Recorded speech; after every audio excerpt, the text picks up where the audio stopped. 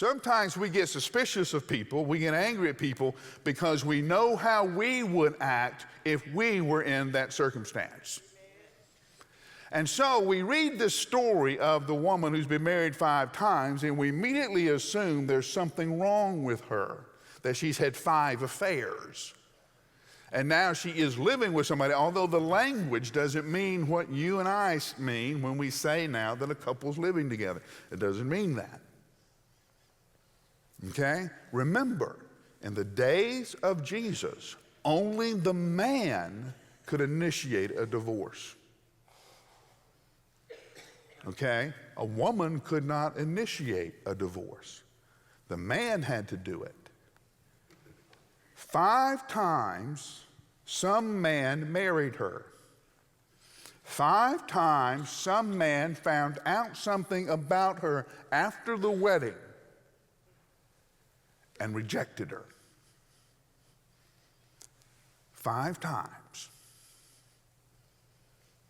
And now she is living with a man. And you get the feeling that she's just given up.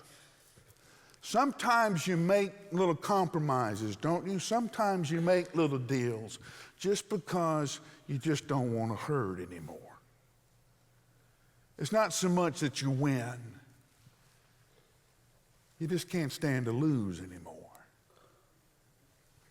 5 times, some man had told her to leave. 5 times she'd been rejected. That's why she came in the middle of the day. She just couldn't stand to go to the well early in the morning, as all the other women in the village did. Just too much bullying, too much gossip. She just didn't want anybody to know. He didn't want anybody to talk about it, and Jesus shows up. That's why he had to go through Samaria, because this woman would be at the well, and he would have to be there to meet her. And we have one of the longest conversations that Jesus had with anybody. Pontius Pilate doesn't get this kind of FaceTime with Jesus. The religious leaders, they get 1, 2 sentences. Nobody gets 3 or 4 paragraphs on different subjects, right? They're talking about water, they're talking about religion, they're talking about the coming Christ, they're talking about forgiveness, they're talking about her marriage and her personal life. Jesus is all over the map with this woman. Nobody gets this kind of time. She does.